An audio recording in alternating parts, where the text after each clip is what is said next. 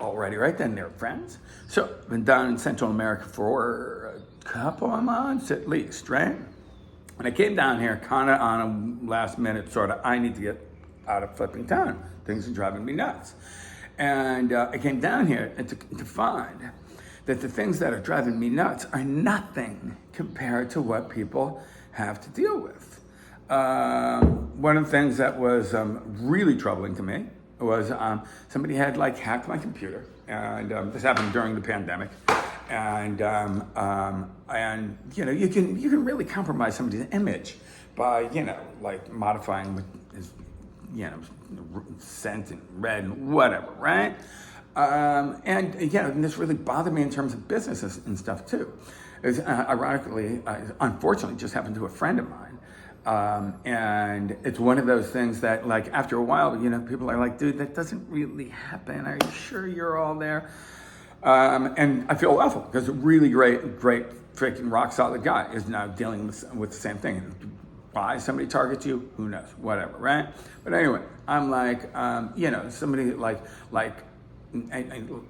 you know, give you an example, like somebody had just like intercepted like, you know, emails and crap like that, right? So I get down here, I'm like, oh, poor me, my freaking life is so hard. And it really is depressing. It's incredibly unsettling when you don't have control over things you think you should have control over.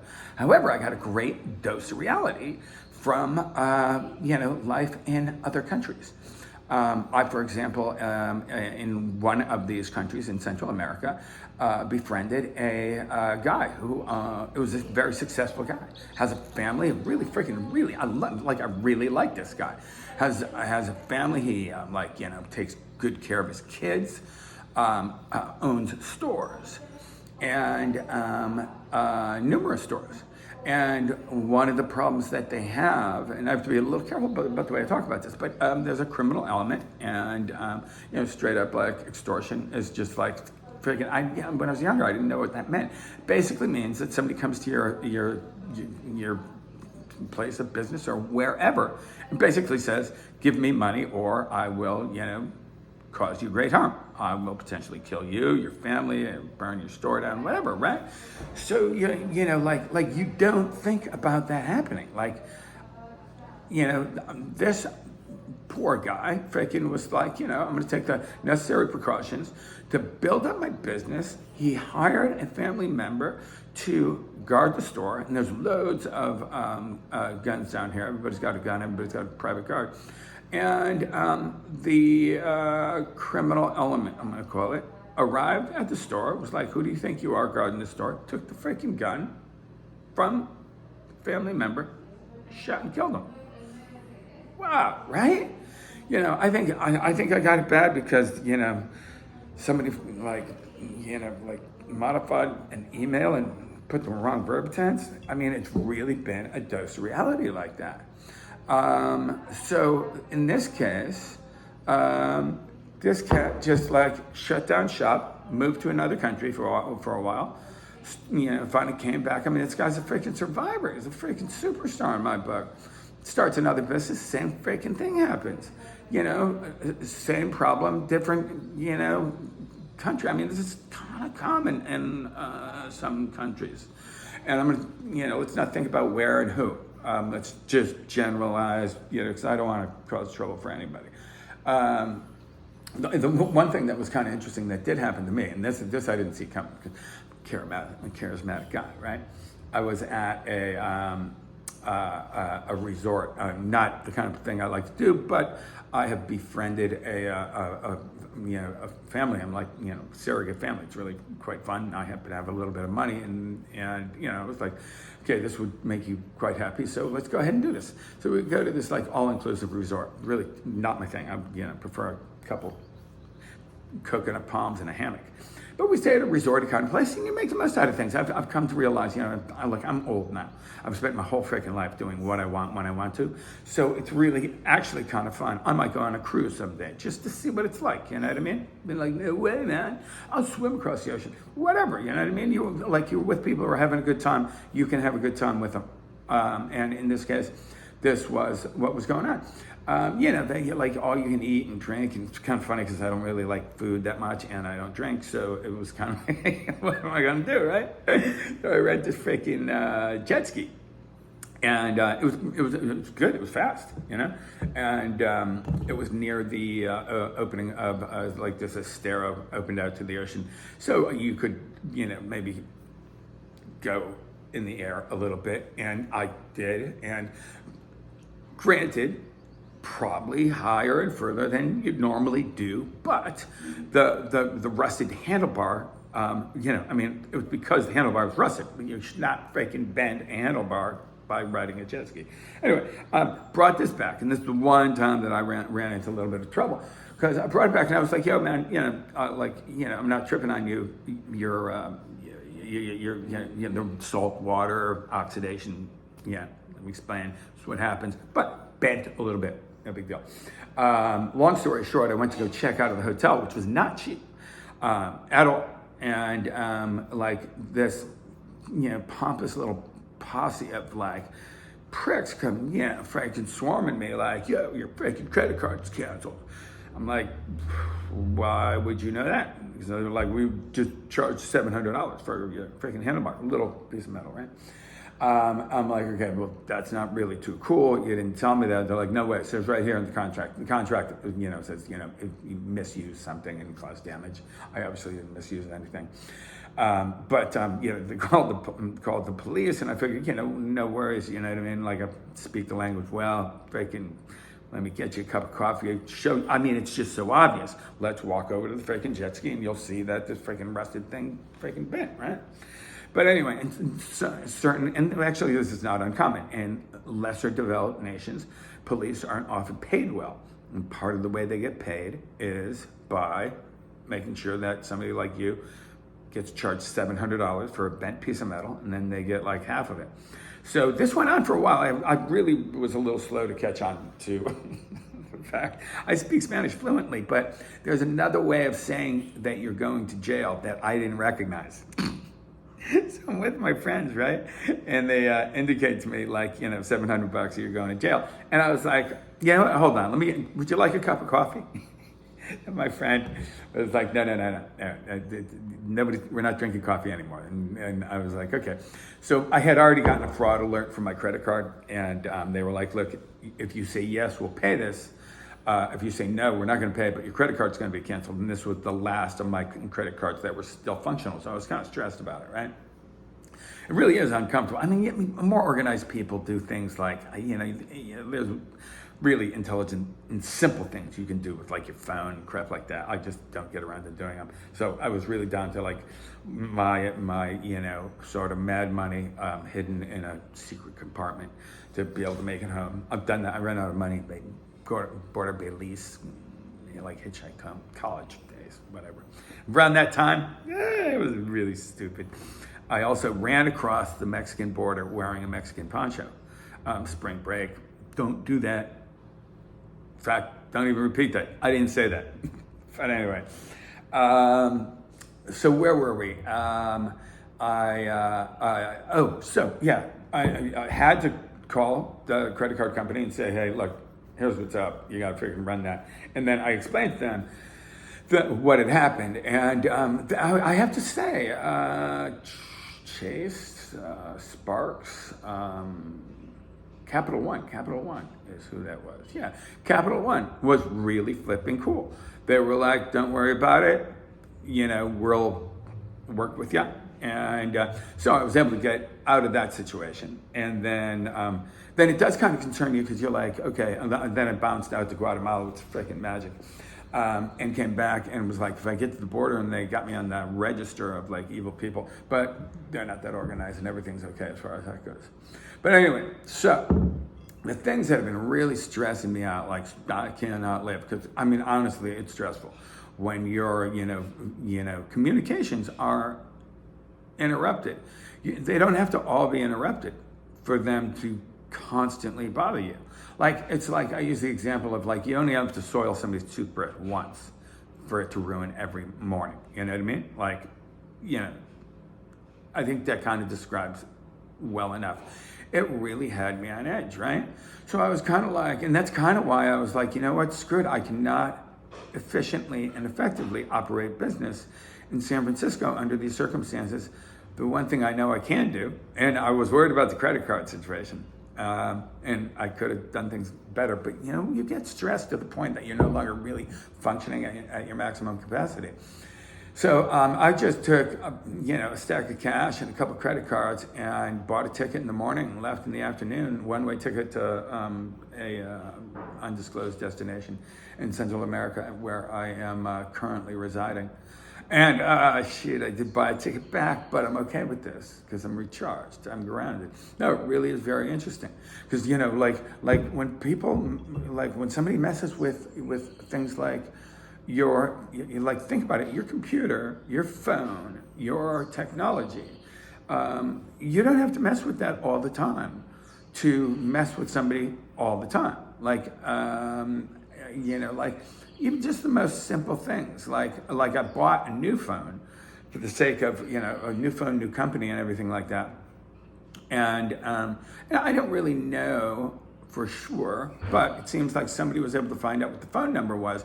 Whatever spyware, I don't want to go and get into it, whatever somebody was able to download, which a tech person here, the daughter of a friend of mine works for a phone company, call center, out of Canada, and was able to connect me with people that were like, yeah, man, people are running programs that like are freaking letting them spending a lot of money, like keeping track of who you're talking to, and like it's only when they're on that they are, able to disrupt things. But you could tell somebody's like listening in and making noise. You finally get to who you need to talk to. Calls get dropped. Everybody gets hacked. This was just above and beyond. This was over the top, right? And at any rate, so I have this. So I bought another phone company. Everything's different. You know what I mean? Like new iCloud, new everything, right?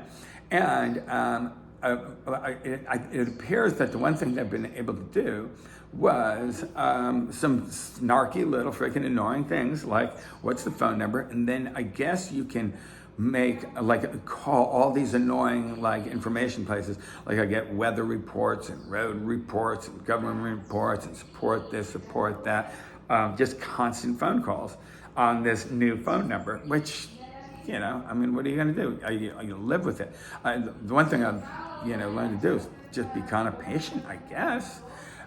It's just disruptive, reset your goals, but if you let it drive you crazy, it'll drive you freaking nuts. And it was really driving me crazy. So I'm happy to say, made it to Central America, got my diving license, and deep water diving in Honduras. Guatemala's out of the freaking world. But in short, listen, if things are freaking really making you crazy, Central America, give you a little bit of perspective. People have, I'm trying to think of some of the difficulties that are just indescribable. Okay, here's one. Due to this criminal element that is significant, there was a period of time where a major player was taken into custody. This is as I understand it, right? So a lot of killing ensued. And it went on for, I believe, not a very long period of time before the president was like, okay, look, this is like martial law now. If we think you're part of this group, have any reason to believe, there's no trial, we're just taking you straight to jail. Now that's super gnarly because that can be used in ill-fated ways, and apparently it has been. You can call up, your, ex-boyfriend or ex-girlfriend just because you don't like them, be like, hey, they're part of the bad guys, right? And apparently, people have died in jail that were never meant to be there in the first place. It's a super, super gnarly situation. These are things that you just don't realize you have to deal with.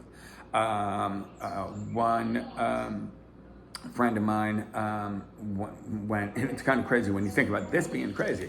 One friend of mine moved to, I think I can just say it, San Bernardino, of all places. San Bernardino to, just find a, cash up job, kind of job nobody else wants, and is kidnapped for a freaking week. Now, there's few things that are more disappointing. There's few things that are more disappointing than having you know, unpleasantries come your way. Like as I was trying to tell people what's going on with my computer, it's like, dude, you've been talking about that for years, literally. You gotta move on. New subject, right? This poor person is kidnapped for the better part of a week and was clever enough to be able to navigate, like, it's cool, I'm with you guys. You know, it was like a gang, whatever. I just need to sleep, and then we'll go do the deal in the morning, and was able to escape. But the irony is, you know, I'm talking about like, oh my God, you're in this crazy country. That happened in my happy, you know, successful countries and states. So it's crazy things that can happen all over the place. I'm trying to think of some other kind of extreme things that you might find somewhat interesting. I wonder if this is interesting at all. This might be just rambling nonsense. Oh, okay, this is interesting. One of the things, I don't know if it's ethical to talk about money. In terms of money, yeah, I mean, like, check it out. One of the things, like, you know the way, like, the world market works right now. One friend of mine works for a call center out of Canada, you know, ethical country, right?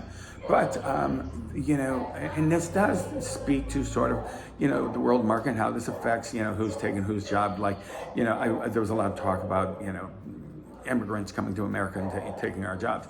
Well, the kind of world market, the way it works right now, my friend who works for the call center for the phone company was making relatively good money, you might say, at $3 an hour for here, right? You make less in the Philippines, less in India, but that's just kind of how that works. So it's not like somebody's got to come and, you know, pick lettuce, you know, and take your lettuce picking job to affect, you know, the cost and availability of jobs.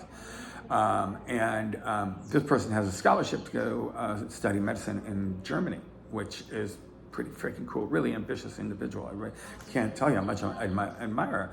But at $3 an hour, isn't able to save enough money to do so. So fortunately has a visa and is going to head to the States, and she'll work like a freaking monster for a short period of time, cash up, and then go to Germany, Germany's got a kind of a cool policy. Like, they will pay for your education. And I think the policy is, we get an educated population of people, some of them will come to appreciate our country, and we will have more educated people that enjoy our country and that will move us forward. I don't know, I think it's a pretty cool policy. Now the US is doing that as well, because there's also an individual of this family that's studying in Tennessee right now. And yeah, it's not like, I don't know, I never got that opportunity. I just went to Zimbabwe and jumped out of airplanes.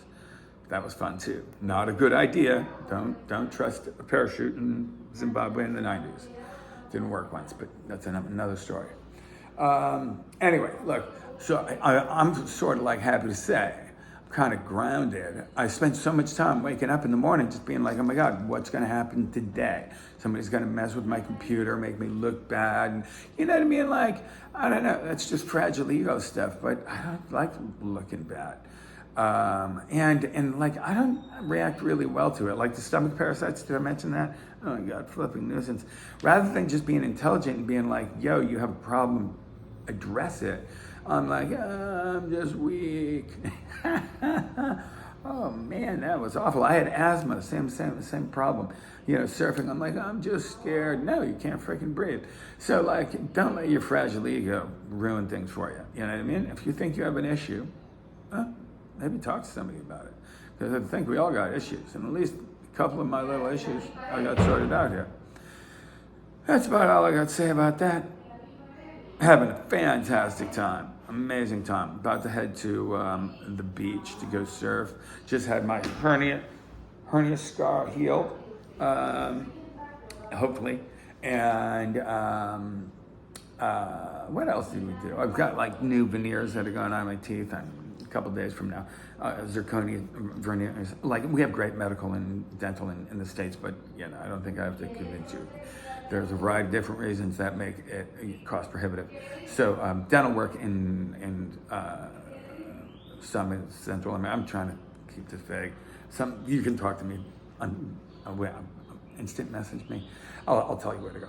But anyway, some really, great places to get stuff done. I even got this one, I got the gnarliest looking feet, right? Super gnarly, right?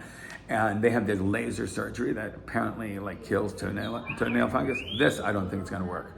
But I think I was scaring people around the world enough that I owed it to everybody to go ahead and try that. So who knows? My toes actually look like completely legit normal feet right now. Kind of odd. I don't want to get used to it.